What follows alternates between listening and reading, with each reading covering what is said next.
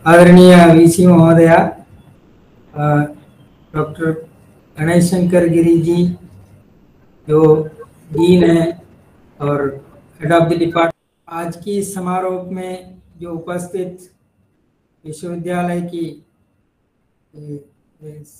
सारे staff, faculty, staff members और इस समारोह में जो भाग लेने वाले जो आज की अतिथिगण, सबको मेरे तरफ से और मोरारजी देसाई राष्ट्रीय संस्थान आयुष मंत्रालय की तरफ से स्वागत करता हूं, अभिनंदन करता हूं। जैसे डॉक्टर गणेश सर ने कहा कि आज के ये जो प्रोग्राम है, कार्यक्रम है, जो आने वाला इंटरनेशनल डे ऑफ योगा जो 2022 का है, उसके उपलक्ष्य में हम जो एक काउंटडाउन प्रोग्राम 100 डेज से लेकर चालू किया है 13 मार्च से, उस दौरान इस कार्यक्रम को आज सेंट्रल यूनिवर्सिटी सागर में चलाया जा रहा है।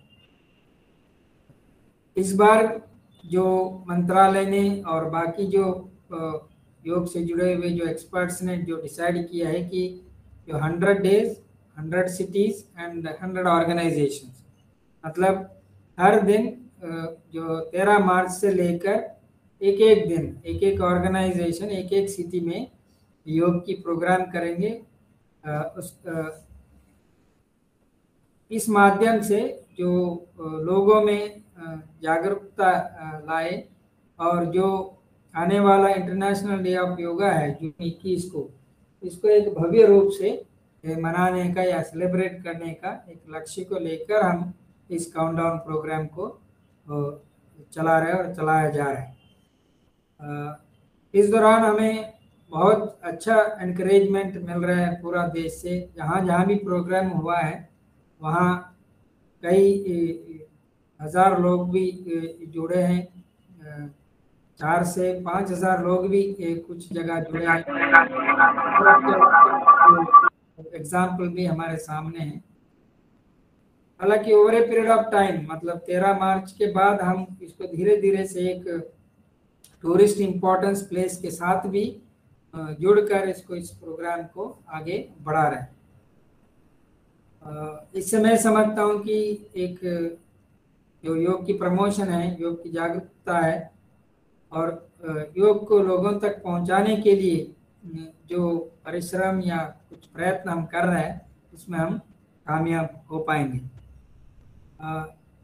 हालांकि इस साल हमारी जो आज़ादी का अमृत महोत्सव का भी अवसर है, उसको भी देखते हुए हम अभी पीछे 75वां दिवस जो योगा डे के लिए है, उस दौरान भी एक दिल्ली के लाल किला से 3000 लोगों की एक भव्य कार्यक्रम हमने आयोजित किया, जिसमें कई सारे यूनियन मिनिस्टर्स, एमपीस, एम्बेसडर्स और बाकी जो योगा इंस्टीट्यूट के जो लोग हैं उन्होंने भाग लिया था।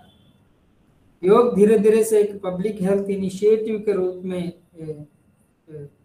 हो रहा है, न केवल हमारा देश में बल्कि एंटायर ग्लोब, एंटायर वर्ल्ड में योग के प्रति जो रुचि है, वो इंटरेस्ट है, वो बढ़ते जा रहे हैं।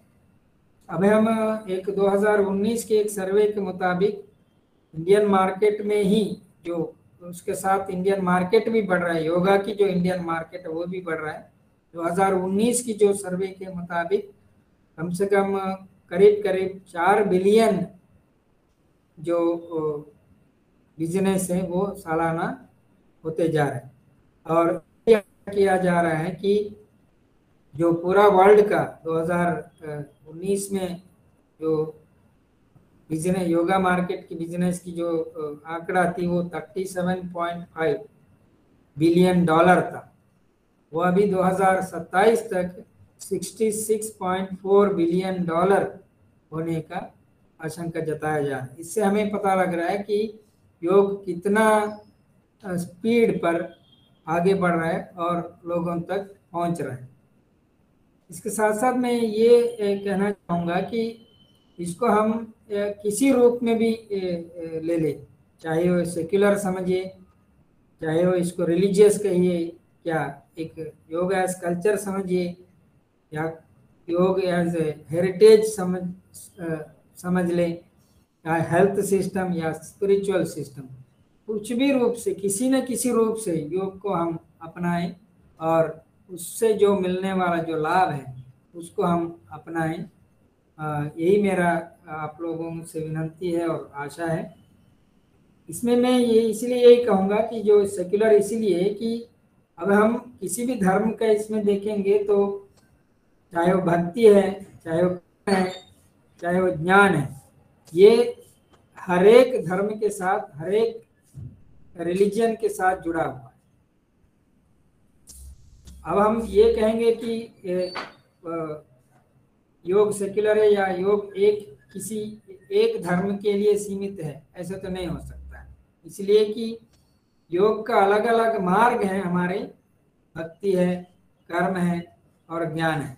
ये कहीं ना कहीं किसी न किसी रूप से किसी न किसी धर्म के साथ हमें मिलता है। इसलिए हम क्या कहते हैं कि योग हर एक धर्म के साथ एक एक किसी न किसी रूप से जुड़ा हुआ है और उसका अपना असर दिखता है। वैसे देखा जाए तो भारत के कण कण में योग की अपना छाप दिखता है और दिखता भी है, और we can feel it very well. इसके साथ साथ हमारी हर भारत की जो प्रजा है या इसमें है, उनकी तन मन में योग का कहीं ना कहीं एक अंश हमें जरूर देखने को मिलता है। इस शुभ अवसर पर ये जो प्रोग्राम आयोजित किया गया है department of yoga studies, central university Sagar से, उनका जो हेड ऑफ द डिपार्टमेंट है डॉक्टर गणेश शंकर गिरी सर, और उनके साथ जो जुड़े हुए जितना भी जो फैकल्टी मेंबर्स है उनको मैं दिल से धन्यवाद देता हूं कि इस कार्यक्रम को बहुत अच्छी तरह से आयोजित किया है। और आयुष मंत्रालय की ओर से, मोरारजी देसाई राष्ट्रीय योग संस्थान की ओर से भी मैं धन्यवाद देना चाहूँगा। इसके साथ साथ मैं धन्यवाद ये भी देना चाहूँगा कि हमें इस मौके पर सम्मिलित करके हमें अपना कुछ मन की बात करने का एक मौका दिया, उसके लिए धन्यवाद। सबको धन्यवाद। Thank you. नमस्कार, सभी को प्रणाम। विवेकानंद केंद्र कन्याकुमारी से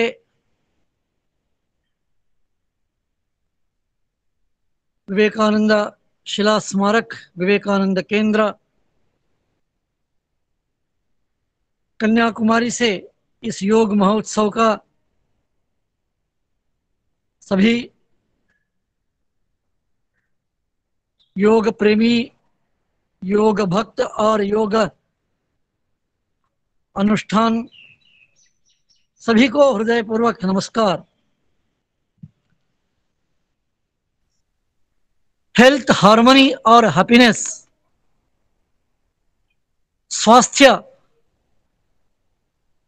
और संतुलन, समग्रता और साथ साथ में जो आनंद, योग इसी का जो भूमिका है, इस तीनों बिंदु जो है, विषय है, हम सभी को ज्ञात है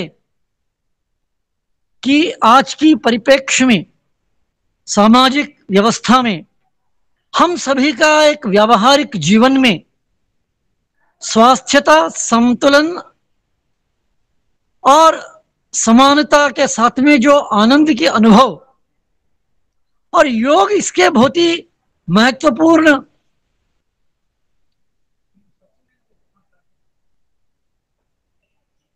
बिंदु है। और योग इस तीनों बिंदुओं में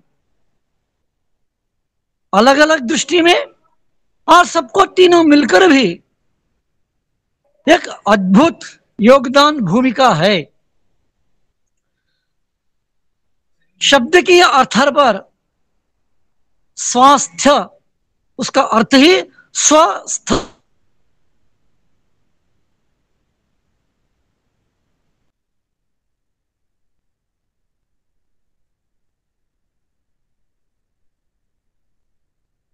निज स्वरूप,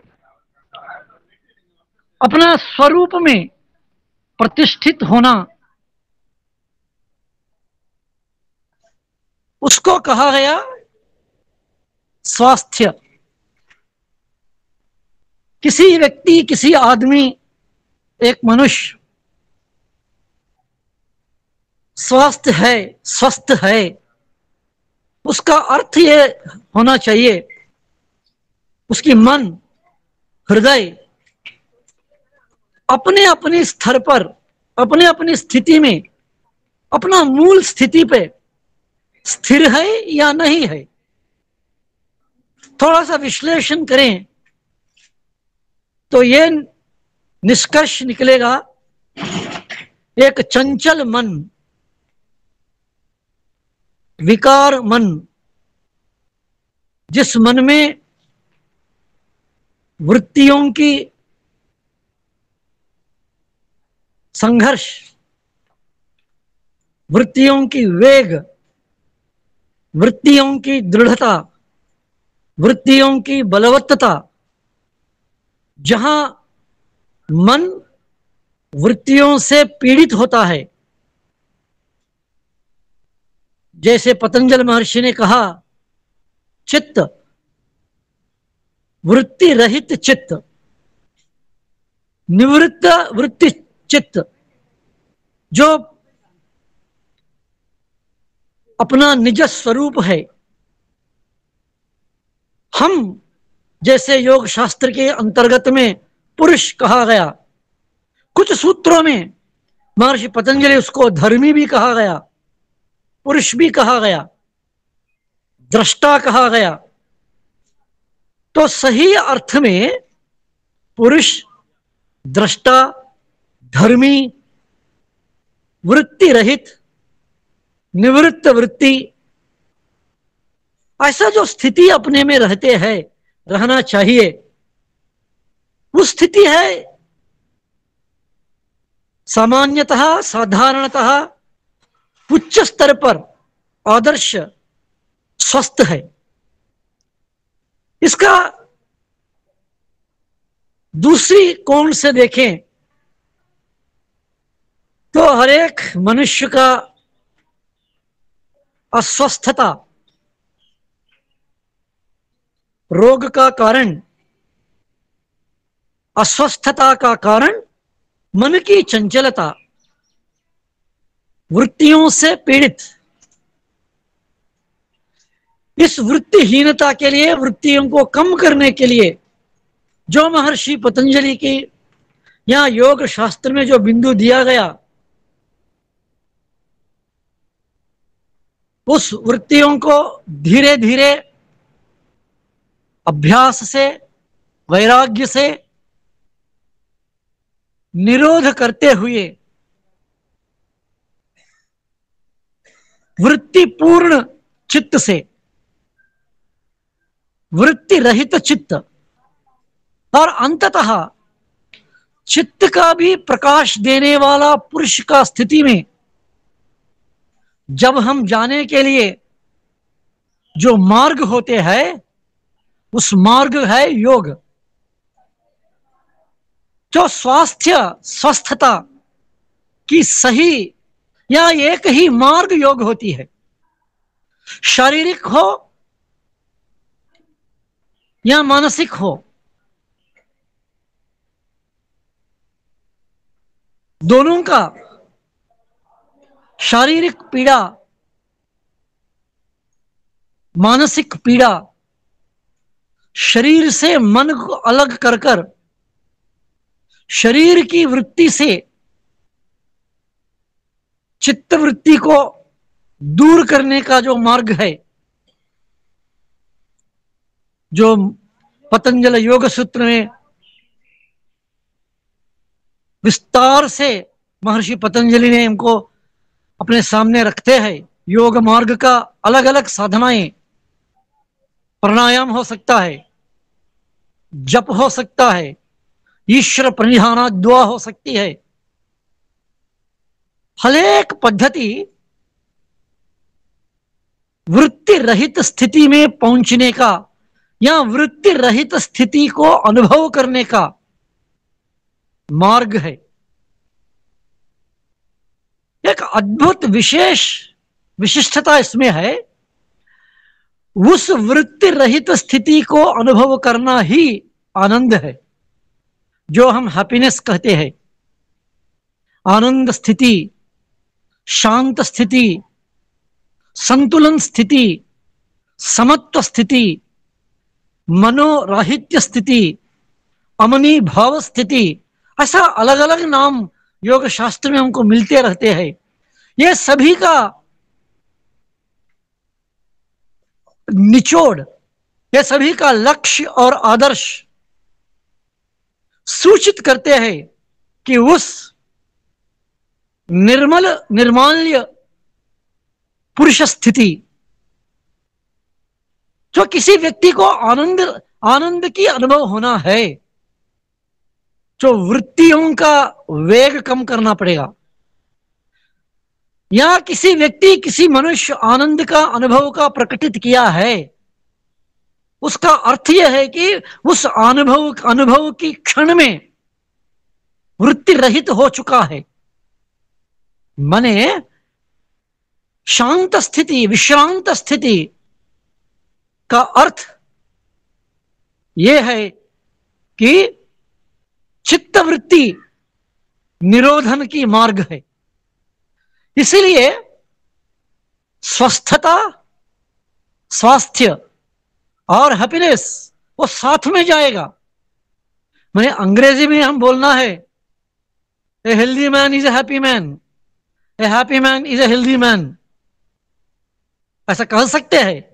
मगर हैप्पीनेस, आनंद की निर्वचन, आनंद की विस्तार सूक्ष्म स्तर पर हम जब पहुंचेंगे, आनंद की मीमांसा करेंगे, तो इस निचोड़ में हम पहुंचेंगे कि आनंद मने, आनंद का स्थिति मने मन का विकार रहित स्थिति। मन का विकार रहित स्थिति का अर्थ ये होगा, मन की वृत्तियों को या वृत्ति रहित स्थिति है। विकारों का भी अलग अलग रेखाएं, अलग अलग किरण, अलग अलग दृष्टिकोण है। जैसे काम, क्रोध, लोभ, मोह, मद, मत्सर, इसलिए भगवत गीता में काम क्रोधोद्भवम वेगम ऐसा कहा गया। काम, क्रोध और बाकी सभी मन की वेग का फल है। मन का वेग, चिंतन, वृत्ति, अंग्रेजी में कहना है तो एंगर, जेलसी, लस्ट, ये सभी जो 6 डायमेंशंस जो है, all these are all resultant of speed mind, speed of the thoughts, fastness of the thoughts. काम क्रोधो उद्भवम वेगम ऐसा कहा है भगवत गीता में। और हम सभी को यह भी पता है, इस क्रोध का ध्यायतो विषयान् पुंसः संगस्तेषु उपजायते, संगात् संजायते कामः, कामात् क्रोधो विजायते।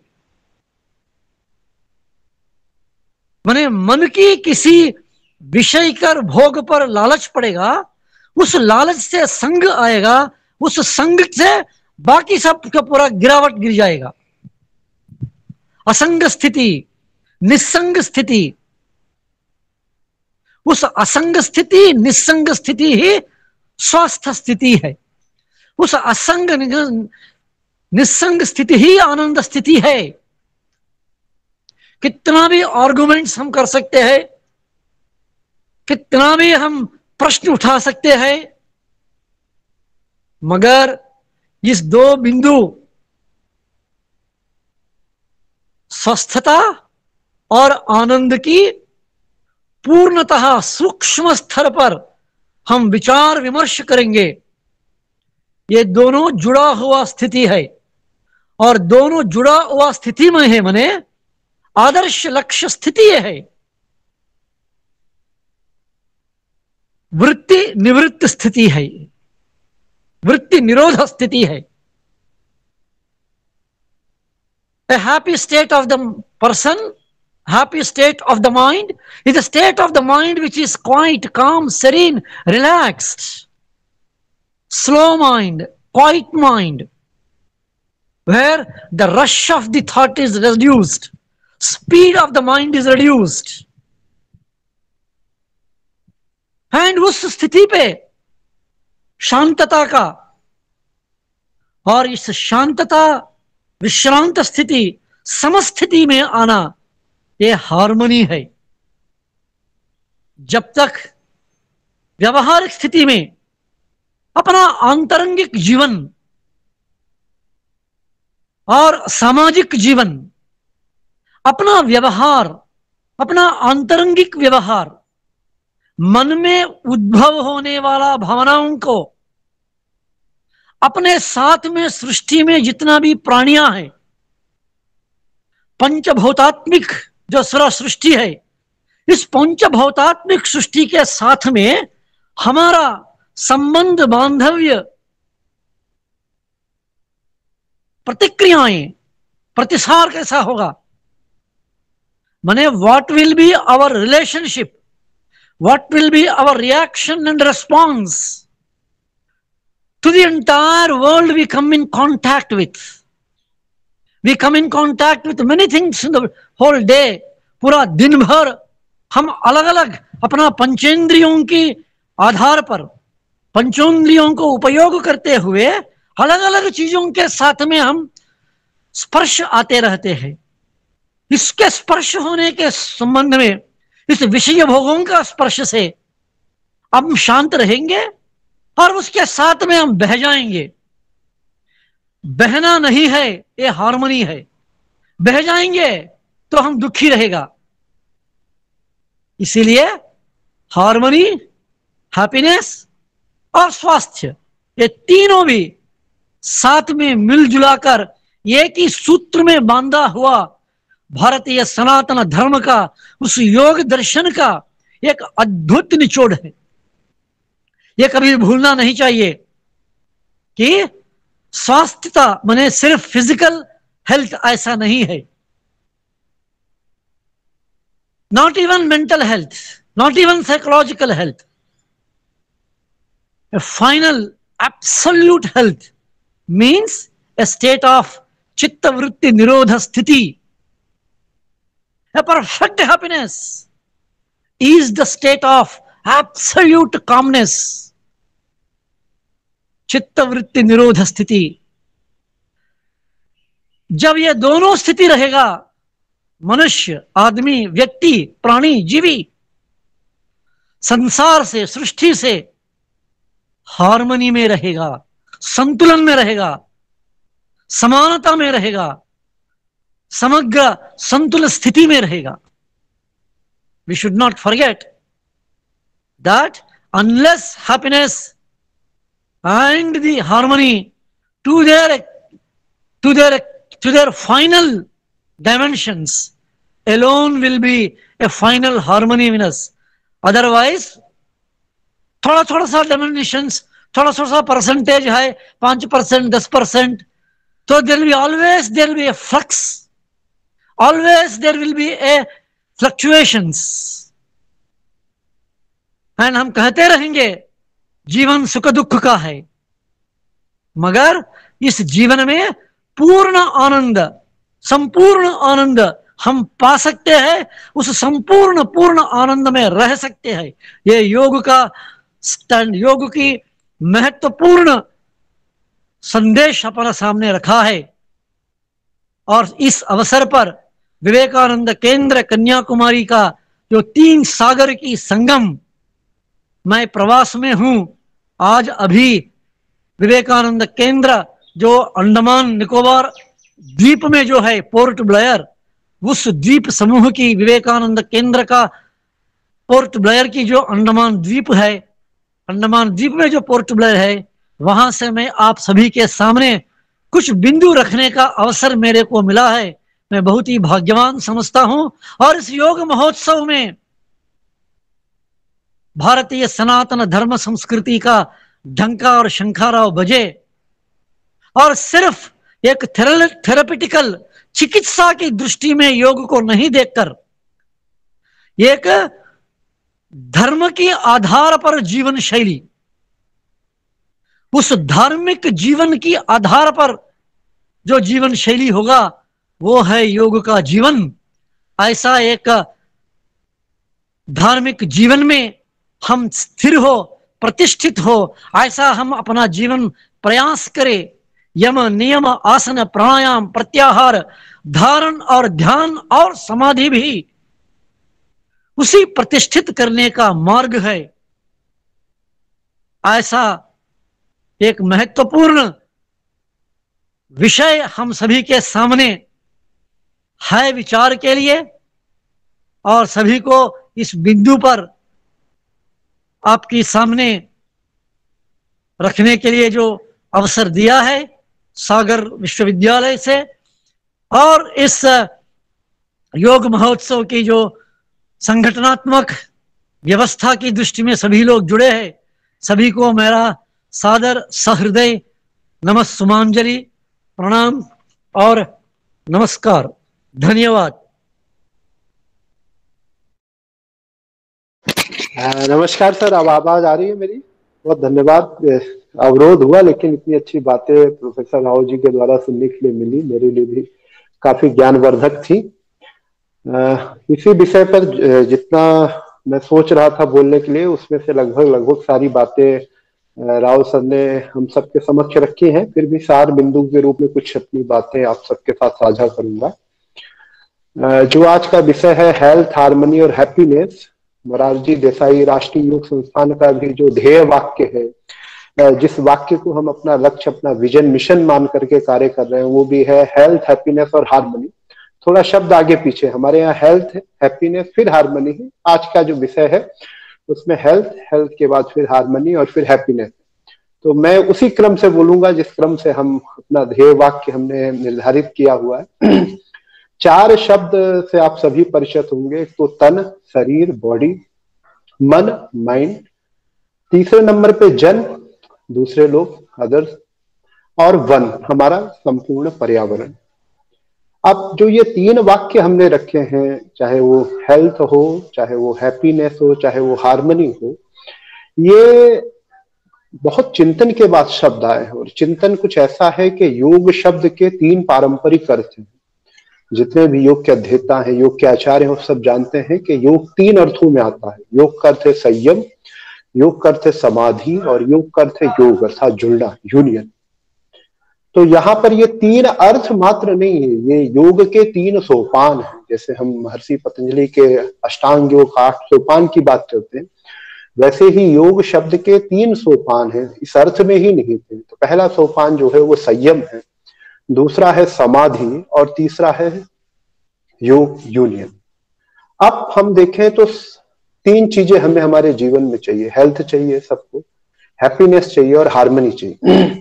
तो कहते हैं तन से हेल्थ जोड़ दीजिए, बॉडी को हेल्दी बना दीजिए, मन से हैप्पीनेस जोड़ दीजिए, और जन से हार्मनी जोड़ दीजिए। जन मतलब जो भी दूसरे व्यक्ति हैं, उनके साथ अगर हमारा सामंजस्य हो जाए तो इस पूरी परिकल्पना को, इस पूरे व्यवहार को, इस पूरे सिद्धांत को, इस पूरे अभ्यास को, इस पूरे दर्शन को हम कहते हैं समग्र योग, होलिस्टिक लिविंग। अब इसके सूत्र क्या है? आखिर व्यक्ति स्वस्थ हो तो हो कैसे, प्रसन्न हो तो हो कैसे, सामंजस्यपूर्ण हो तो हो कैसे? तो उसका सूत्र, योग का अर्थ, जो योग शब्द का अर्थ वही बताता है। संयम का, जो योग का पहला अर्थ है संयम, वो सूत्र है हमारे स्वास्थ्य का। अगर हमें हेल्दी रहना है तो control over diet, control over sleep, control over our exercise. 3 आधार तुम माने गए हैं, आहार, निद्रा और व्यायाम। और आज जितने तरह के हम बीमारियों से ग्रसित हैं, या जो हम अनहेल्थ या अस्वास्थ्य की बात करते हैं, उसमें कहीं ना कहीं या तो भोजन में कहीं ना कहीं असंयम आ गया, कहीं ना कहीं निद्रा में असंयम आ गया, डिस्टर्बेंस असंयम से ज्यादा। और या फिर कहीं ना कहीं व्यायाम इत्यादि में संयम। अब संयम का मतलब नहीं कि कंट्रोल, संयम का मतलब है जितना जरूरी उतना जरूर करना, उससे कम भी नहीं करना और ज्यादा भी नहीं करना। संयम सकारात्मक अर्थ है, संयम सिर्फ नकारात्मक नेगेटिव सेंस में नहीं है। संयम का मतलब है आदर्श अवस्था, आहार की आदर्श अवस्था, निद्रा की आदर्श अवस्था और व्यायाम की। शरीर के लिए 3 चीज अनिवार्य है। और अब चूंकि हम साइकोफिजियोलॉजिकल बात करते हैं, मनोदैहिक की बात करते हैं, तो मैं उस पर आगे आऊंगा, लेकिन ये 3 अनिवार्य है। अभी कुछ दिन पहले मैं किसी से एक बहुत अच्छी बात साझा कर रहा था कि आज से कम से कम 10-15 साल पहले की घटना है कि हमारी दादी जी, मैं भी मध्य प्रदेश से मूल था, तो वो गंगा स्नान करने जाती थी। तो हमने देखा था कि वो छोटे छोटे चावल की, दाल की पोटली लेके जा रही, लकड़ी लेके जा रही। तो हम लोग पूछते थे कि आप इतना सामान लेके क्यों जा रहे हैं? हमारे यहाँ से गंगा का जो प्रयागराज की दूरी हो लगभग 150 किलोमीटर। तो पता चला कि उनको पैदल ही जाते थे वो लोग, और पैदल जाने में उनको 3 दिन लगता था। तो 3 दिन लगता था, तो इसलिए अपना खाना पीना सब बांध के चलते। तो यहाँ पर हमें ये बात बताना महत्वपूर्ण है। इसमें जो संदेश छिपा है वो संदेश ये कि स्वास्थ्य का रहस्य, क्योंकि पहला रहस्य भोजन, आहार, जो कुछ हम ग्रहण करते हैं, कि भोजन इतनी शुचिता के साथ, इतनी पवित्रता के साथ किया जाता था कि वो बाहर का वो लोग कुछ भी नहीं खाते थे।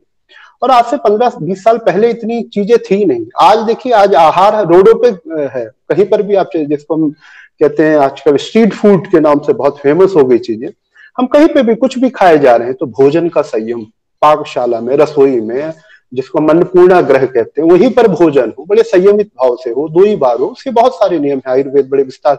तो पहला संयम भोजन पर। और भोजन का सूत्र यही है कि भोजन कोई आपको बता नहीं सकता कब करें, कितना करें, क्या करें। ये आपको खुद ही अपने अनुभव के द्वारा, अपने एक्सपेरिमेंट के द्वारा है। क्योंकि जीवन में जब हम बहुत बालक रहते हैं, शुरू में तो हम कुछ भी खाएं पिए सब पछता है, लेकिन धीरे धीरे जैसे हम उत्तरार्ध की तरफ जाते हैं, जैसे हम डिक्लाइन करने लगते हैं, तो संयमित होने की जरूरत है। हम एक्सपेरिमेंट से अपने भोजन को सही करें। दूसरे नंबर पे है निद्रा, क्योंकि शरीर के लिए जितना शक्ति की आवश्यकता भोजन से, उतनी उस शक्ति के संचारण के लिए, उस शक्ति पुनर् जीवन के लिए निद्रा भी आवश्यक है। और तीसरे नंबर पर है व्यायाम। इसी को भगवान कृष्ण कहते हैं युक्ताहार विहारस्य युक्त चेष्टस्य कर्मसु युक्त स्वप्नावबोधस्य योगो भवति दुःखः। व्यक्ति शारीरिक रूप से स्वस्थ हो सकता है। दूसरे नंबर पे संयम से तो हमें स्वास्थ्य मिलेगा। दूसरा जो सूत्र है वो है हैप्पीनेस, जिसको हम कहते हैं प्रसन्नता, खुशहाली। तो खुशहाली और प्रसन्नता कैसे आए, तो उसका जो सूत्र दिया है वो सूत्र है योग का दूसरा अर्थ, समाधि, चित्त की एकाग्र अवस्था। प्रोफेसर राव भी बड़े विस्तार से महर्षि पतंजलि के सूत्रों पर बड़े दार्शनिक विचार रख रहे थे। तो मेरे लिए बड़े ज्ञान वर्धक विचार थे। और वहीं पर सूत्र है कि हम कैसे प्रसन्न रहें। तो महर्षि पतंजलि ने कहा योगः चित्त वृत्ति निरोधा। प्रसन्नता का, हैप्पीनेस का एक ही सूत्र है कंट्रोल ओवर माइंड, जिसको हम आम शब्द में कहते हैं माइंड मैनेजमेंट।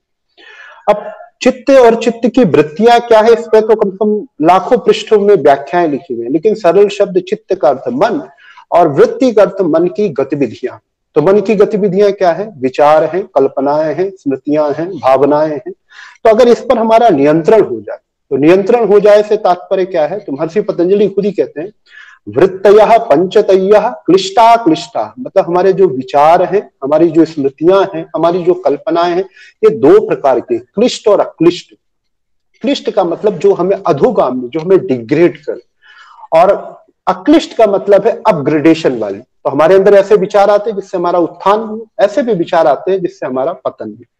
कहते हैं कि योग बेसिकली वो प्रक्रिया है, वो अभ्यास है जिससे हम अपने उन विचारों पर, उन वृत्तियों पर नियंत्रण प्राप्त करें जो हमें मनुष्य से पतित करती।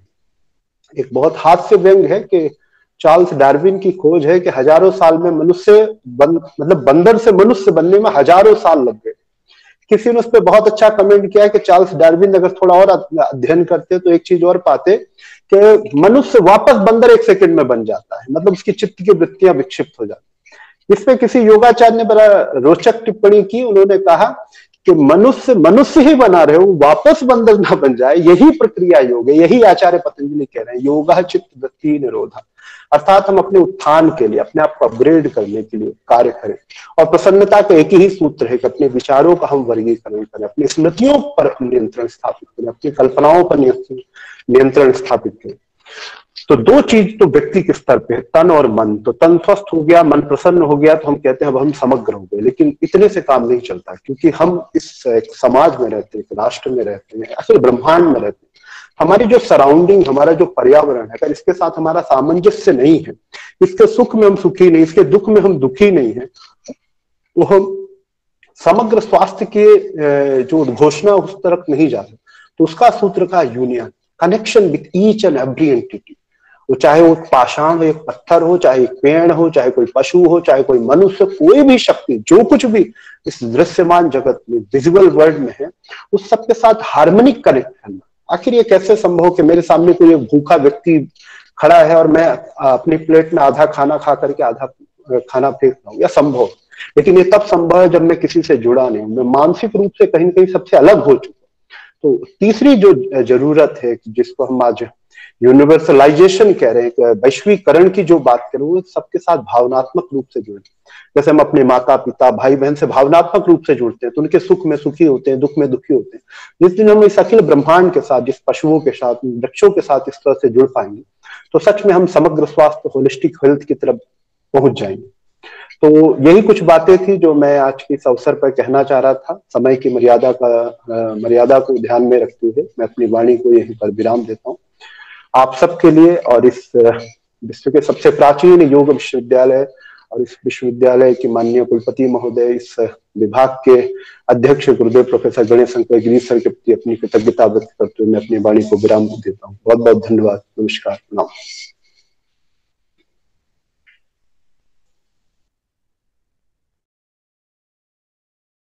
आज के इस कार्यक्रम में युवा महोत्सव जो पिछले कई दिनों से मनाया जा रहा है, डॉक्टर हरि सिंह गौर विश्वविद्यालय सागर एवं Morarji Desai national institute of yoga, ministry of Ayush, government of India, और जैसा आप देख रहे हैं कि ये एक हाइब्रिड मोड में ये एक कार्यक्रम आयोजित हो रहा है, जिसमें कुछ वक्ताओं को अभी आपने सुना, वो हाइब्रिड मोड से हमारे साथ जुड़े हुए थे।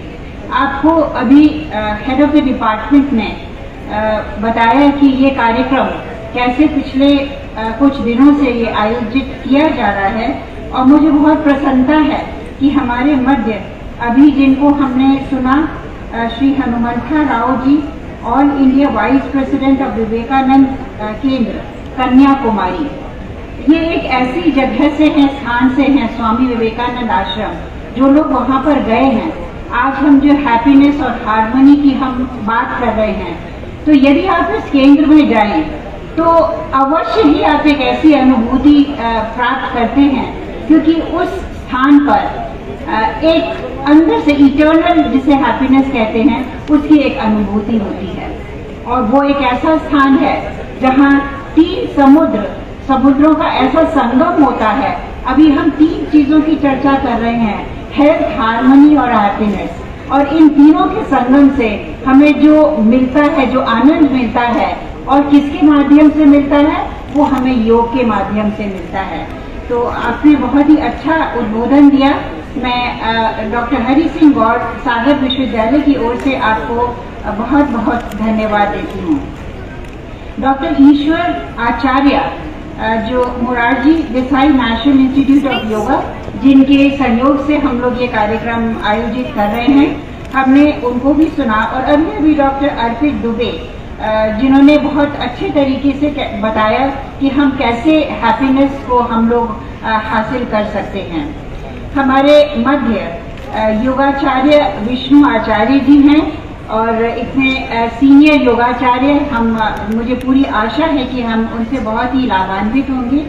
और स्पेशल गेस्ट जिनको हमने सुबह भी सुना ही नहीं, लेकिन मैंने देखा कि उन्होंने कितने योग से योगा करा रहे थे गौर प्रांगण में। ये बहुत ही सुखद एक अनुभूति है। योगाचार्य NR भार्गव जी, जो Bihar school of yoga MP branch Jabalpur से हैं, मैं आपका भी बहुत स्वागत करती हूँ और धन्यवाद ज्ञापित करती हूँ कि आपने कितना समय विश्वविद्यालय के लिए दिया।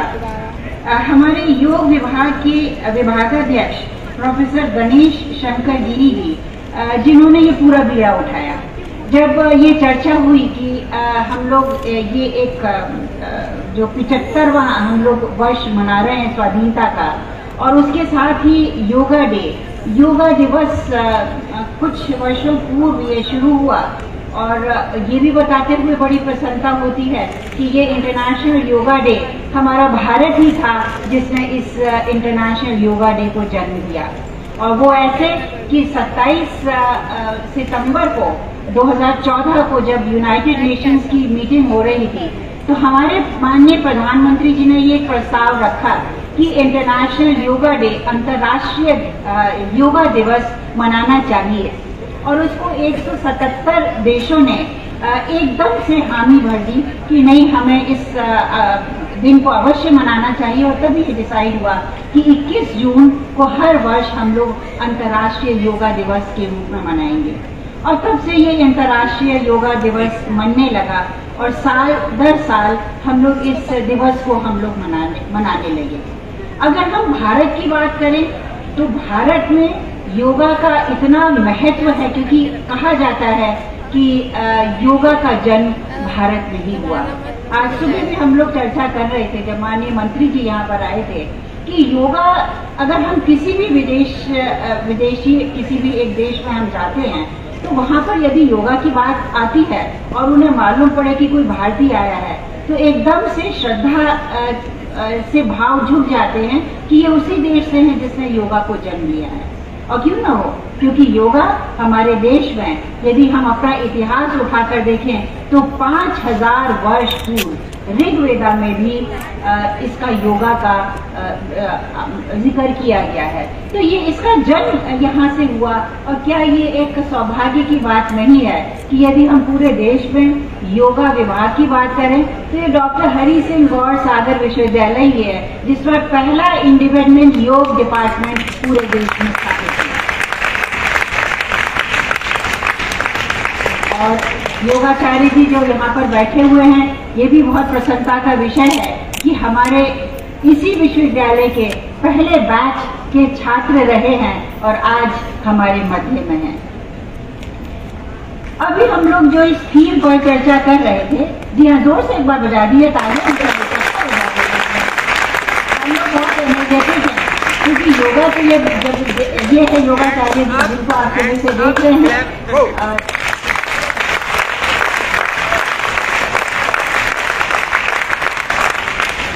ये कहलाती है energy. And where does this energy come from? I think this energy comes from yoga. तो in the morning he was telling us कि मैं 75 साल का हो गया हूँ। 75 साल के हो गए हैं और अभी भी इतनी आगे, इनका नाम भी बोल दे तभी ये खड़े होकर ये योगा का अभ्यास करने लगते हैं। तो this is what yoga has taught him, that you have to be energetic throughout your life. और बहुत ही कॉमन लैंग्वेजेस में, बहुत कॉमन लैंग्वेज में यदि आपको कोई बड़ा एनर्जेटिक आदमी कहीं दिख जाता है, क्यों बेटा क्या बात है, समथिंग रॉन्ग है, उस कोने में क्या चर्चा चल रही है, एनी प्रॉब्लम है?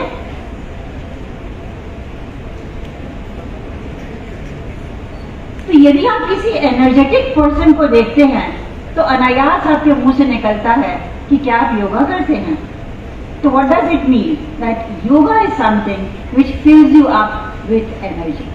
और ये एनर्जी जो आपके अंदर आती है, आप ये बड़ा, मैं अभी बैठे बैठे थोड़ा सा सोच रही थी कि एक हेल्थ है, एक हार्मनी है, एक हैप्पीनेस है। ये तीनों जो शब्द हैं, तीनों एच से बने हुए हैं। और ये तीनों जो शब्द एच से बने हुए, तीनों में common because it is an H, इसमें 3 डंडियां बनी हुई हैं जो जोड़े हुए हैं एक दूसरे को।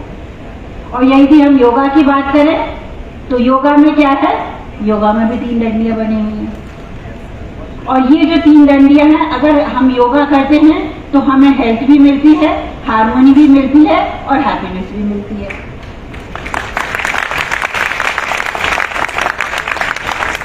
तो योगा हैज बिकम पाइवटल। कहते हैं ना कि एक अगर पाइवट पर हम किसी को चरखी यदि हम घुमा दें, तो इस योगा पर यदि हम चरखी हम घुमा देंगे तो इस चरखी में हमें सभी चीजें मिल जाएंगी। And that is health, harmony and happiness. Health कहते हैं, हेल्थ इज वेल्थ। हम लोग दुनिया में सब कुछ किस लिए करते हैं? हम लोग इसलिए करते हैं कि हम लोग प्रसन्न रह सकें। आप पढ़ रहे हैं, आप फर्स्ट आने की क्यों कोशिश करते हैं? कि हमारे अच्छे नंबर आए। अच्छे नंबर इसलिए आए क्योंकि हम प्रसन्न होंगे, हम प्रसन्न होंगे, हमारे टीचर्स प्रसन्न होंगे, हमारे टीचर्स प्रसन्न होंगे, हमारे पेरेंट्स प्रसन्न होंगे। तो प्रसन्नता सिर्फ आपके अंदर ही नहीं है, प्रसन्नता दूसरों को प्रसन्न करने में भी आपके अंदर प्रसन्नता है। If you make others feel happy, you will yourself feel happy. ये आप आजमा कर देखिए।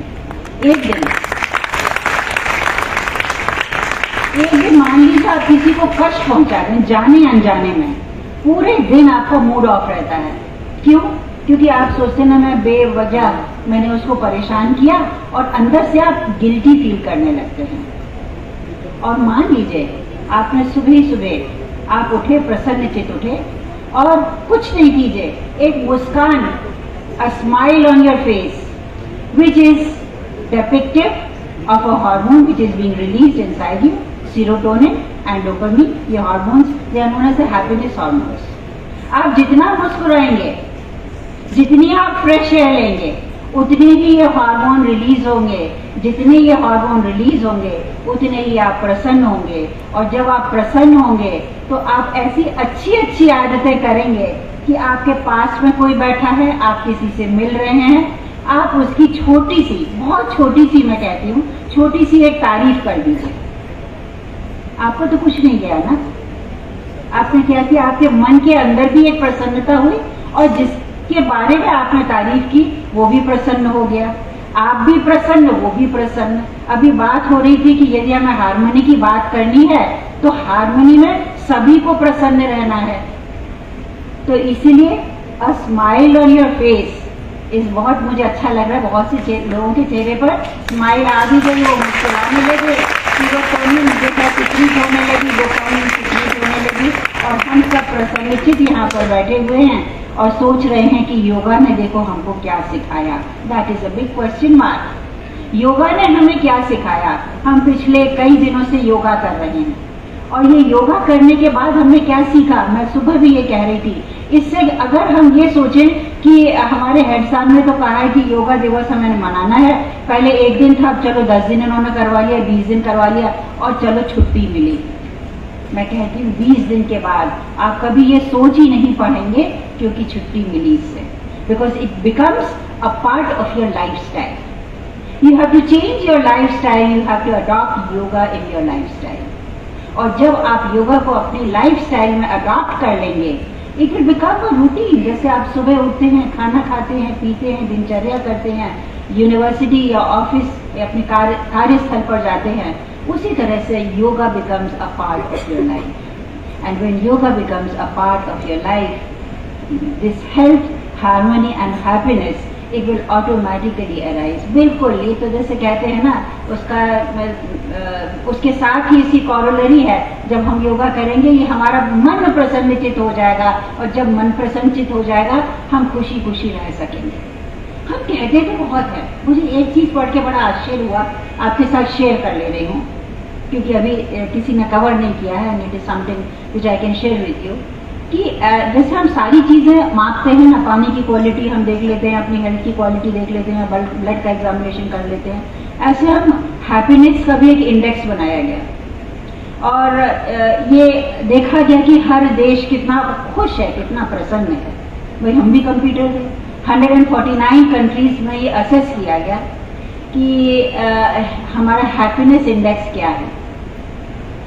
तो हमारा जो भारत का हैप्पीनेस इंडेक्स आया 2011 में 117 आया, उसके बाद 2018 में 120 आया, उसके बाद 2019 में 124 आया, 2020 तक आते आते 144, रैंक नीचे हम लोग 144 नंबर पर 2020 में पहुंच चुके थे, आउट ऑफ 149 कंट्रीज। क्या हम इतना दुखी रहते हैं? तो क्या ये योगा का हम लोग जो चर्चा कर रहे हैं, is it not effective at all? या क्या हम लोग इसकी अवेयरनेस प्रॉपर्ली नहीं प्रोपोगेट कर पा रहे हैं? लेकिन पिछले साल इसका नंबर थोड़ा सा ऊपर उठ गया और ये 144 से 139 पर आ गया। तो मेहनत कीजिए, हमें मेहनत करने की आवश्यकता है, जिससे कि हम अपना हैप्पीनेस इंडेक्स को हम ऊपर बढ़ा सकें। जब मैंने ये पढ़ा तो मेरे मन में आया आखिर वो कौन सा कंट्री है जो नंबर 1 आ रहा है। मैंने पढ़ा और उसमें देखा कि फिनलैंड एक ऐसा कंट्री है जो पूरी दुनिया में उसका हैप्पीनेस इंडेक्स नंबर 1 है। इस साल नहीं, पिछले 5 वर्षों से मैंने पढ़ा, 5वां साल, और वो happy happy happy happy happy ही रहा है। इसमें क्या चीज है ऐसी? What is it in that country which makes all the citizens of that country happy? फिर मैंने एक ये प्रश्न और डाला कि what is it? वो क्या वजह है कि फिनलैंड के लोग इतना प्रसन्न रहते हैं कि हैप्पीनेस इंडेक्स में लगातार 5 वर्ष किसी को ट्रॉफी मिल जाए तो आप सोच लीजिए स्पोर्ट्स में भी मिल जाती है। यहाँ स्पोर्ट्स के हमारे डायरेक्टर बैठे हो, अरे वो तो ऐसा झूमता है कि भाई मैं तो ट्रॉफी लिया है 5वें साल की। तो अगर एक ऐसा कंट्री, हम हैप्पीनेस को खरीद तो नहीं सकते हैं। हैप्पीनेस ऐसी नहीं है कि हमने सोचा कि बाजार जाओ, हमारा रिच कंट्री है, हम हैप्पीनेस खरीद लेंगे और हम नंबर 1 आ जाएंगे। We have to earn happiness. हम कैसे अपने नागरिकों को हम लोग प्रसन्न रख पाए? तो प्रसन्नता को जब हम एनालाइज करते हैं तो हम अपने सिटीजन्स को कैसे प्रसन्न रखें? It has one of the best education system of the world, Finland. It has one of the best working conditions, Finland. It has those conditions, leave. मेरे पास एप्लीकेशंस आती रहती हैं कि हमें इतनी लीव चाहिए, इतनी लीव चाहिए, और मैं सोचने लगती हूँ कि क्या वाकई में लीव चाहिए? लेकिन फिनलैंड में ये पूछा ही नहीं जाता है, आपको कितनी लीव चाहिए, लो जाओ लीव ले लो। But the quality of work does not suffer. वो अपनी क्वालिटी ऑफ वर्क को हम लोग मेंटेन वो करते हैं, और इसी के साथ साथ it is a very beautiful country, बहुत खूबसूरत कंट्री है। जब बाहर निकलते हैं तो हमें प्रसन्नता, हैप्पीनेस इसलिए होती है क्योंकि हम ऐसी वादियों में वहां पर घूमते हैं कि हर तरफ हरियाली है, पोल्यूशन वहां पर नाम मात्र को भी नहीं है। तो ऐसा कंट्री जो आगे कदम दर कदम बढ़ता चला जा रहा है और लगातार हैप्पीनेस इंडेक्स में नंबर 1 आ रहा है। हमें भारत में भी हमें ये प्रयास करने, मैंने ये स्टैटिस्टिक्स आपको सिर्फ इसलिए दिए कि अभी हमें बहुत ऊंचाइयों तक चढ़ना है, और self analysis is the best analysis. यदि हमने अपने आप को एनालाइज कर लिया और यदि हमने अपने आप में पा लिया कि हम कहाँ आज स्टैंड कर रहे हैं, where we have to reach, I think we have to start working on those lines. और जिस कला में हम माहिर हैं, योगा में हम माहिर हैं, और हमें ऐसी लीडरशिप मिल रही है माननीय प्रधानमंत्री जी से, जो कभी योगा डे अनाउंस कर देते हैं, कभी फिट इंडिया मूवमेंट अनाउंस कर देते हैं, इतनी स्कीम्स निकालते हैं और एक हैप्पीनेस इंडेक्स की तरफ हम लोग को बढ़ने के लिए प्रेरित करते हैं। डॉक्टर हरि सिंह गौर सागर विश्वविद्यालय भी आपको प्रेरित करता है, आपको एक इस तरह का इंसेंटिव प्रोवाइड करना चाहता है कि आप प्रसन्न रहें, और हेल्थ के पॉइंट ऑफ व्यू से भी, चाहे हार्मनी के पॉइंट ऑफ व्यू से भी, और हैप्पीनेस की जब हम चर्चा करें, happiness should be automatically present with in you. Be happy and make others happy. आप खुश रहिए, औरों को भी खुश रखिए। यदि आप ऐसा करते हैं, मैं समझती हूँ कि अवश्य ही हम इस हैप्पीनेस इंडेक्स के लैडर पर हम अवश्य ऊपर चढ़ पाएंगे। यही सब सोचते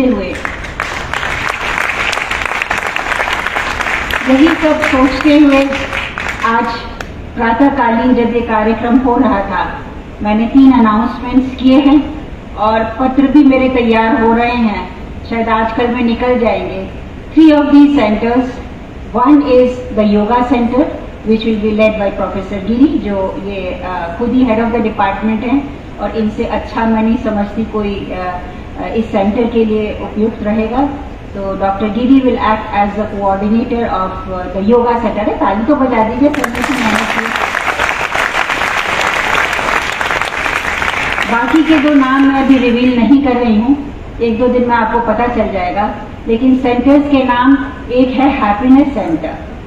तो जब भी आपका मन बोझिल हो, ऐसा तो हो नहीं सकता कि किसी की जिंदगी में ऐसे पल ना आए जब हमारा मन बोझिल ना हो, जब हमारा मन दुखी ना हो। लेकिन ऐसे समय में this happiness centre will create an environment where you can forget everything. आप सारे अपने गम भूलकर एक ऐसा वातावरण हम आपको देने का प्रयास करेंगे जिसमें आप प्रसन्न रहें, खुश रहें।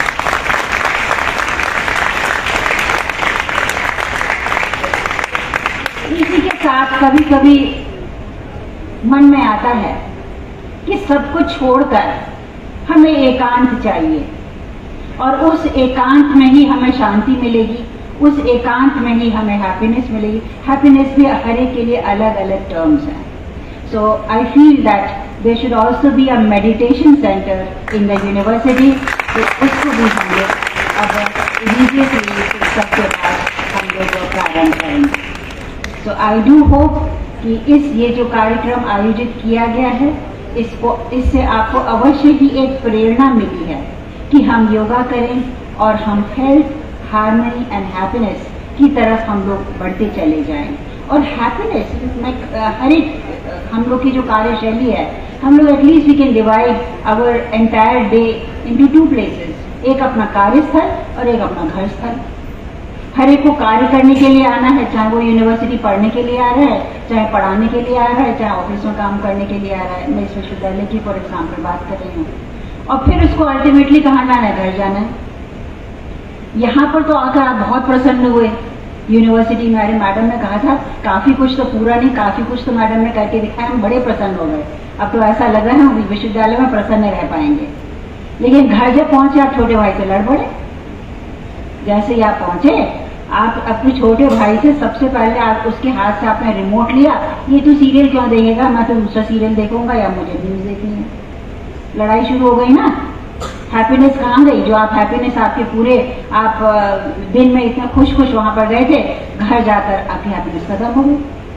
अब दूसरी तरह भी हो सकता है, घर से आप बड़े खुशी खुशी आए, सुबह आप उठे और माँ ने आपके लिए बहुत अच्छा सा नाश्ता बनाया, एक स्माइल दी, अच्छा सा टिफिन पैक किया, कपड़े वपड़े सब तैयार करके दिए, बेटा जा तो यूनिवर्सिटी जा रहा है, हैव अ नाइस डे। और आप बड़ी खुशी खुशी निकले वहां से। लेकिन यूनिवर्सिटी आए, किसी से लड़ाई हो गई, ये अच्छा नहीं लगा, क्लास नहीं अटेंड की, बंक कर दी, लेकिन बना लिए दोस्तों ने प्रोग्राम, आज ऐसा करते क्लास बंक करके और ये कर लेते, नाम नहीं ले रही मैं, जो आप लोग अक्सर किया करते हैं। लेकिन बाद में गिल्टी फील हुए कि माँ ने तो कहा था हैव अ नाइस डे, तू पढ़ के आना, बढ़िया तरह से भेजना, तो आप जाकर वहां पर दुखी होकर घर लौटेंगे। तो मेरे कहने का मतलब ये है कि चाहे आपका कार्यस्थल हो, चाहे आपका घर हो, ये जो हम हार्मनी की बात कर रहे थे, हमें दोनों स्थानों पर एक हार्मनी बनाकर रखनी है। अपने आप को इतना बैलेंस्ड रखिए। जैसा मैंने कहा आपसे कि परेशानियां हर एक की जिंदगी में आती हैं, लेकिन आप सफल व्यक्ति तब हैं जब आप परेशानियों को अपने ऊपर हावी न होने दें, परेशानियों के ऊपर आप हावी हो जाएं।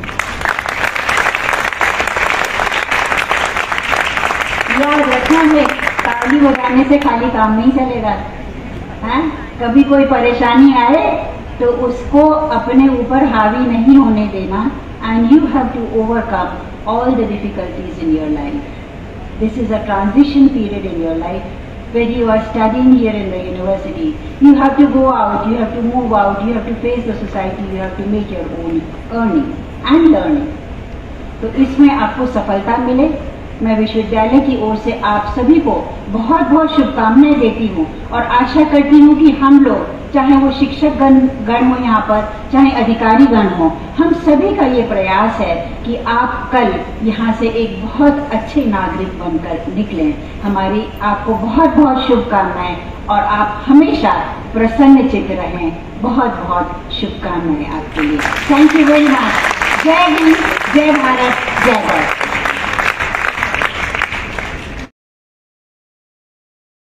धन्यवाद डॉक्टर नितिन कुरपाल जी का।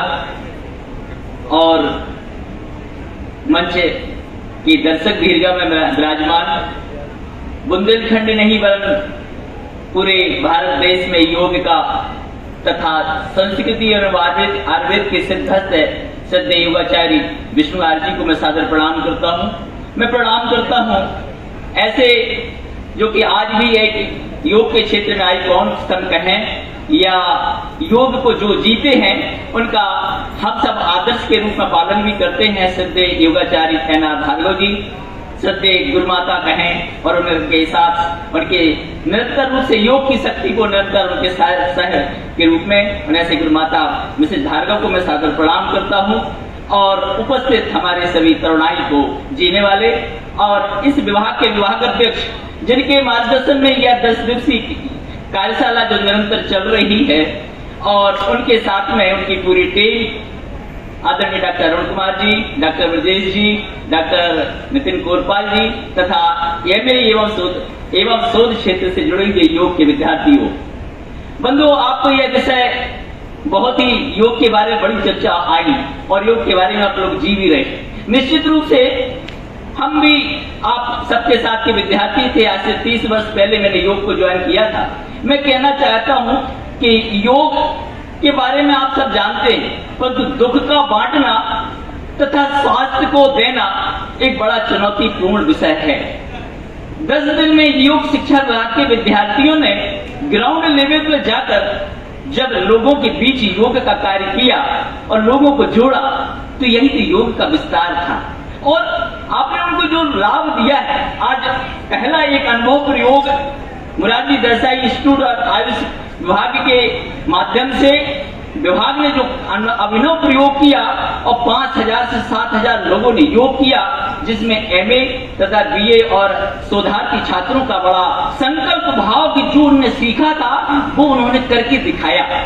मैं कहना चाहता हूं इसके मूल में योग की शक्ति है। अभी सदैव नितिन कोरपाल जी कह रहे थे कि इनकी बच्चों के प्रस्तुतिक्रम में बड़ी सौम्यता है। यह अनुशासन किस बात का प्रतीक है? इस बात का प्रतीक है उनके मूल में योग का अनुशासन स्वतः परिलक्षित हो रहा है। मैं इस तरह से अपने 2 मिनट में एक अपील करूंगा कि योग की चर्चा अभी विभिन्न विद्वानों ने आपसे की है। योग आप जी भी रहे। अभी एक गणेश स्तुति हो रही थी और उसमें लोगों ने बड़ी योग की भाव भंगिमा से प्रस्तुति भी की है, परंतु कहते हैं कि योग का जीवन बड़ा अद्भुत जीवन है और एक योग का साधक जब अंतिम चरण में अपनी मृत्यु को प्राप्त करने लगा तो उनके शिष्यों ने उनसे पूछा कि गुरुदेव, अब आप जा रहे हैं, कोई ऐसा मंत्र दो कि हम अपने जीवन की बहुत बड़ी ऊंचाइयों को पहुंच जाए और मोक्ष को प्राप्त कर जाए। आपका गुरुदेव कौन था? जाते समय उन्होंने कहा कि मेरे गुरुदेव की बात न सोचो, गुरुदेव की बात मत पूछो, यदि मैं अपना गुरु बताऊंगा तो आप इसमें चिपक रह जाएंगे। और उन्होंने कहा कि अब चूंकि मेरा शिष्य बड़े भाव भंगिमा से अंतिम दिन में पूछ रहा है तो उन्होंने कहा मेरा गुरुदेव स्वान है, कुत्ता है। उन्होंने कहा अरे गुरुदेव जी कैसे हुआ? तो उन्होंने कहा कि मैं एक वृक्ष के नीचे साधना का कार्य कर रहा था और एक कुत्ते को बड़ी कस के प्यास लगी और प्यास लगने के बाद वो जब नदी के पास आया और उसने अपनी आकृति को जब देखा तो कुत्ते में एक घाव भंगना होती, दूसरा कुत्ता देखता है तो वो अपनी प्यास को छोड़कर भौंकना प्रारंभ कर देता है और भौंकता रहता है। पर क्षण भर के बाद याद आता है कि वो पानी पीने के लिए प्यास के लिए उतरा था और वो उस तपाक से नदी में कूद जाता है। कूदने के बाद पानी भी पीता है और अपनी प्यास बुझाता है और जो आकृति देखती है वो मिट जाती है। इसका मतलब है योग करने वाले साधक का दिल जिस दिन मन अपने आप मिट जाए, इसका मतलब है आप निश्चल मन हो गए, निर्मल मन हो गए, प्रेममय मन हो गए। मैं तरुणाई से एक उदाहरण देकर अपनी वाणी को विराम दूंगा। आपके सामने 2 विकल्प हैं। एक विकल्प है ट्रेन का रास्ता। ट्रेन के रास्ते में आपके लिए पातन चाहिए, हरी झंडी चाहिए, आपके लिए ट्रेन के रास्ते में सिग्नल चाहिए। दूसरा रास्ता है नदी का। नदी का रास्ता खुद तय करती है। नदी चट्टानों को तोड़ती है, अपने प्रभाव को तोड़ती है। मैंने जैसा योग के क्षेत्र में यहाँ के योग के एमए के विद्यार्थी, बी के विद्यार्थी और शोधार्थियों की उनकी संकल्प शक्ति को देखा तो उनमें नदी का प्रभाव है। वे बंदियों में जाकर योग करा रहे, उनकी भाव भंगिमा से करा रहे कि 800 लोग एक अनुशासन में योग कर रहे हैं। पार्क में जाकर, विद्यालय में जाकर, बाल संजीवनी विद्यालय में जाकर, हॉस्टल में जाकर, ये क्या है? ये सब योग का एक पारंपरिक प्रशिक्षण आपको मिला। मैं बधाई देता हूं सदैव योग अध्ययन विभाग के विभागाध्यक्ष, उनकी पूरी टीम को और इस विश्वविद्यालय के कुलपति को कि जो आपने कार्यशाला की है वह कार्यशाला निश्चित रूप से एक सार्थक सफल हुई है और सागर नगर में एक योग का वातावरण लिया। इसके लिए मैं बहुत बहुत बधाई देता हूं। आपने मुझे अवसर दिया अपनी बात रखने का, बहुत बहुत धन्यवाद। जय हिंद।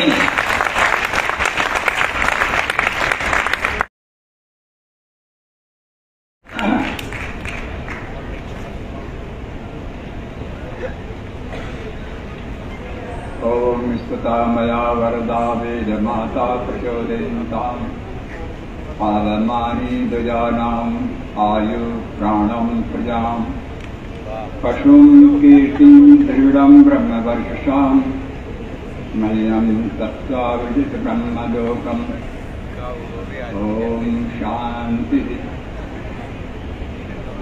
आज बहुत प्रसन्नता का विषय है कि योग महोत्सव की भूमिका निभाई जा रही है।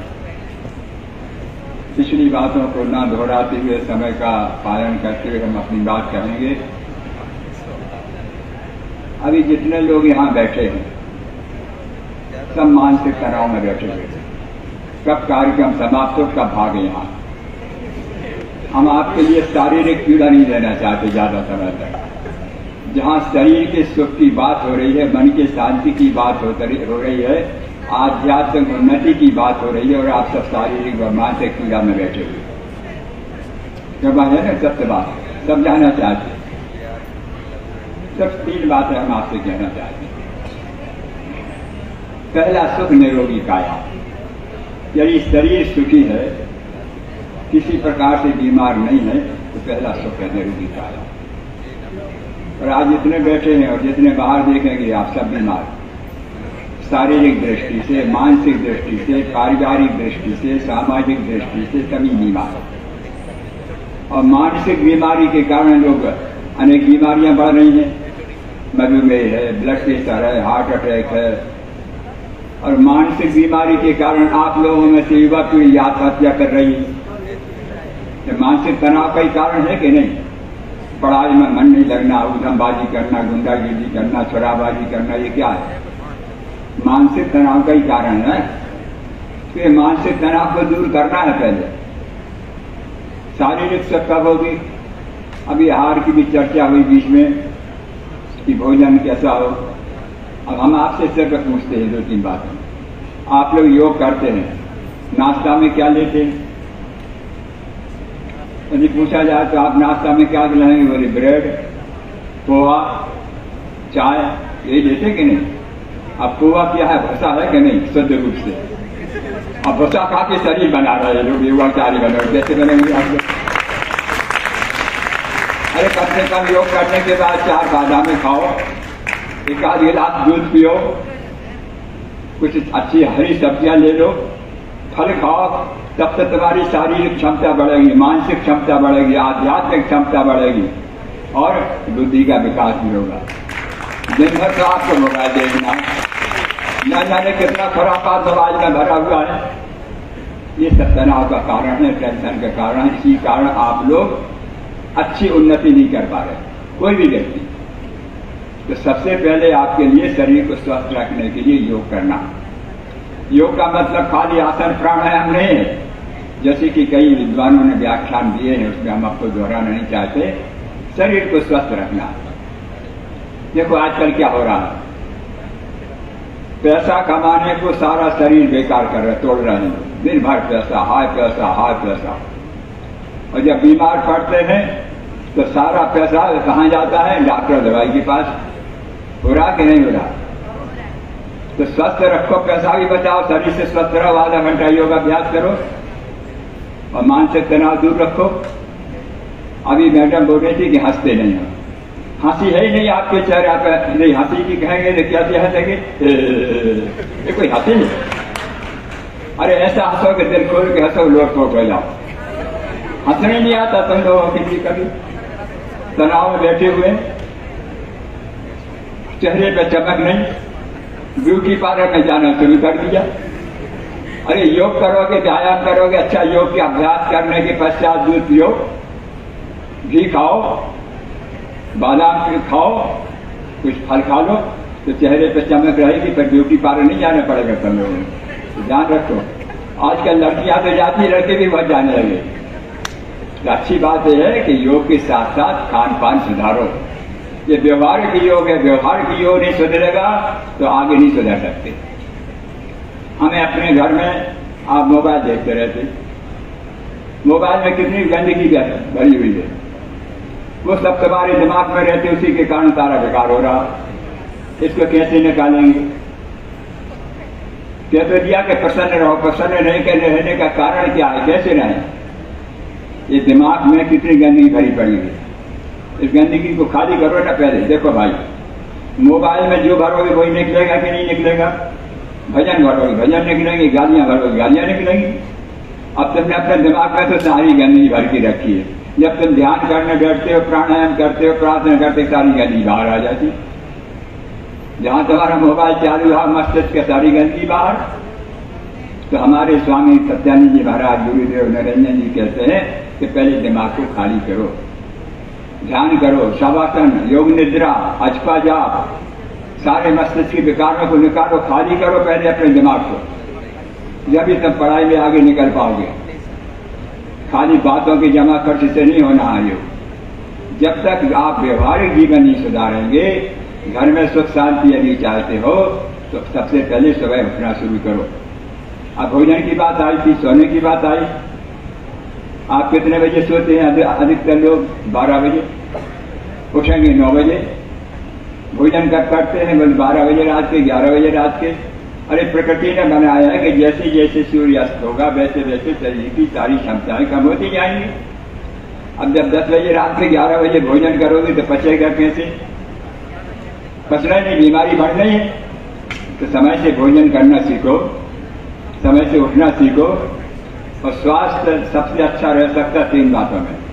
हम तो ये कहते जहां अब जितने विद्यार्थी बैठते हैं अधिकांशों का पेट खराब रहता होगा, सिर दर्द रहता होगा, नींद नहीं आती होगी, और कंप्यूटर चलाते रहते हैं, मोबाइल तो सर्वाइकल हो गया, कमर दर्द हो गई। ये बीमारी भी बहुत ज्यादा बढ़ रही है, हमारे यहाँ तो बहुत बढ़ी जाती है। इसका भी ध्यान रखो थोड़ा सा। योग खाली सिद्धांत बताने की बात नहीं है, करने की चीज है। तो हम व्यवहार की योग की बात कर रहे हैं। आपको सिद्धांत तो आप लोगों ने बहुत बड़े बड़े विद्वानों के सुने, हमने भी सुने, हमें बहुत प्रसन्नता हुई। पर यदि आप अपने शरीर को स्वस्थ रखना चाहते हो, मन को प्रसन्न रखना चाहते हो, आध्यात्मिक उन्नति चाहते हो, परिवार में सुख शांति चाहते हो, तो योगमय जीवन बनाना प्रारंभ करो। योगमय में कैसे? जल्दी प्रातःकाल उठना, स्नान आदि से निवृत्त होकर कुछ भगवान का भी नाम लो, अच्छी बुद्धि आ जाए, समय से भोजन, समय से काम, थोड़ा सा योग अभ्यास को करने, अपने चुने हुए कुछ आसन, कुछ प्राणायाम, ये करना शुरू करोगे तो आपके चेहरे पे चमक बनी रहेगी, आपकी बुद्धि तीव्र रहेगी, आपकी क्षमता बढ़ेगी। और देखो भाई, यदि आपने दिशा बदल ली तो दशा सुधर जाएगी, और दिशा नहीं बदली तो दशा में बिगड़ी रहेगी। ये ध्यान रखना। पढ़ाई से खाली काम नहीं चल रहा, ये भी ध्यान रखो। नौकरी भी नहीं मिलने वाली आजकल इतने जल्दी। उनको नौकरी मिलेगी जो ज्यादा एडवांस होंगे, अच्छे तरीके से जिन्होंने पढ़ाई की होगी, अच्छे नंबर होंगे, ये भी ध्यान रखना। तो दिमाग को ठीक रखो, खुरापाती दिमाग बंद करो, अनावश्यक सोचना बंद करो, मोबाइल चलाते चलाते सोना बंद करो। ये योग नहीं है, ये वियोग है। जल्दी मरोगे, जल्दी जाओगे, ये भी ध्यान रखना। और एक बात है, देखो यदि स्कूटर या मोटरसाइकिल खरीदते हैं तो कार्ड मिलता है नहीं मिलता कि भाई इसको 6 महीने 3 महीने में इसकी सर्विसिंग करा देना, होता है कि नहीं होता? यदि सर्विसिंग नहीं कराओगे तो क्या होगा? गाड़ी खटारा हो जाएगी कि नहीं होगी? फिर कहाँ भेजोगे उसको? गैरेज में, मिस्त्री के पास। इसी प्रकार से शरीर का भी भगवान ने शरीर दिया तो योग के माध्यम से इसकी सर्विसिंग कराते रहो रोज, नहीं तो खटारा गाड़ी हो जाएगी, हॉस्पिटल में भर्ती होना पड़ेगा आप सबको। ध्यान रखो इस बात का। तो कुछ अपना नियम बनाओ। हमारे यहाँ कितने बड़े बड़े विद्वान योग के बैठे हुए हैं, इनका मार्गदर्शन लो, कुछ आसन चलो प्रतिदिन, थोड़ा सा प्राणायाम, ध्यान, और इतना प्रसन्न रहो, प्रसन्नता बांटो। खाली अपने आप प्रसन्न मत रहो, दूसरों को भी बांटना शुरू करो। घर में जाओ तो प्रसन्न चेहरा होना चाहिए, घर से निकलो तो प्रसन्न चेहरा होना चाहिए, तब तो ठीक है। नहीं हरिओम तत्त तो जल्दी हवा में खिसक जाओगे, सीधी सी बात। और माता पिता की आज्ञा पालन करना शुरू करो। जिन्होंने माता पिता और आचार्य की आज्ञा मान ली उनका जीवन सुखमय। इसलिए कहा है मातृवान पितृवान आचार्यवान परसो वेदा। योग एक खाली योग नहीं, योग एक जीवन जीने की कला है। इसमें अनेक विषय आते हैं। तो चूंकि अब समय काफी हो चुका, हमें इतना समय नहीं लेना चाहिए था, 5 मिनट से हमने शायद ज्यादा ले लिए। तो हमारा यही निवेदन है सभी विद्यार्थियों से कि योगमय जीवन यदि बनाना है, शरीर को स्वस्थ रखना है, मन को प्रसन्न रखना है, बुद्धि तीव्र रखना है, समाज में कुछ आपको आगे बढ़ना है और भारत का मान बढ़ाना है, तो आपको योगमय जीवन बनाना पड़ेगा। हम तो प्रधानमंत्री माननीय नरेंद्र मोदी को आपको धन्यवाद देना चाहिए, जिन्होंने विश्व में योग की डंका बजा दी। जानते तो बहुत थे योग के नाम से, पर योग को किस ढंग से करना, किस ढंग से पूरे विश्व में फैला दिया। और सौभाग्य है कि सागर विश्वविद्यालय भारत का सबसे पहला विश्वविद्यालय योग का विभाग है। मुझे मालूम है संचलन प्रसन्न में यहाँ पर योग शुरू हुआ था, बाद में यहाँ पर विद्यात हुआ है जब राम प्रसाद जी त्रिपाठी कोई समय कुलपति हुआ करते थे। सौभाग्य आप लोगों का कि ऐसी जगह आप जुड़े हुए हैं। तो हम अंत में एक ही आपसे निवेदन करेंगे और आशीर्वाद भी देते। देखो अपने यहाँ 2 चीजें हुई हैं। जब से समाज में योग और यज्ञ बंद हुए, समाप्त हुए, तब से दरिद्रता घेर ली। लोग योग करते थे, बीमार नहीं थे, दवाइयां नहीं खाते थे, और यज्ञ करते थे तो वातावरण शुद्ध रहता था, वायुमंडल शुद्ध था, वर्षा समय पर होती थी। वो सारे कम जब से बिगड़े, जब से इनका कम हुआ, तभी से पतन प्रारंभ हो गया। तो घर में यज्ञ भी करो, योग भी करो, प्रसन्न रहो, प्रसन्नता बांटो और इतना हंसो कि लोटपोट हो जाओ। और खाने पर जरूर ध्यान रखो। अपने देश में जितने भी बड़े पहलवान हुए, जितने भी राजा महाराजा हुए जिन्होंने कई लड़ाइयां लड़ी, आपको पता है कई तलवारों की बाढ़ से आते थे, फिर भी लड़ते थे सुबह जा करके। कारण क्या था? उनकी खुराक क्या थी? क्या मीट मटन खाते थे क्या? वो सबसे अच्छा दूध, घी पीते थे। आचार्य वाक्य में तो लिखा है ऋण रिश्ता घटा पीते, कर्ज लेके भी घी पियो, तो घी पी लोगे पर हजम करने की क्षमता बना के रखना, न 10 लग जाते बीमार हो जाते। इसलिए दूध और घी खाओ, मस्त रहो, प्रसन्न रहो। हमारा आशीर्वाद है, भगवान की बड़ी कृपा है कि आज हमारे योग विभाग में इस प्रकार से कार्यक्रम हो रहे हैं। वर्ष होते रहेंगे, होते आ रहे हैं, और यहाँ का विश्वविद्यालय में योग का कार्यक्रम होता ही है। सिटी में भी पिछले 2 वर्ष तो नहीं हुआ, अभी 6,000, 6,500, 7,000 आदमी एक साथ योग करते हैं। कई जानकारी को बेटे भगवान भगत सिंह आप लोग भी बहुत से जाते हैं। तो उसी उत्साह के साथ हम लोग योग दिवस मनाएं, अपने जीवन को सुखी और प्रसन्न रखें और प्रसन्नता बांटें। बहुत बहुत धन्यवाद।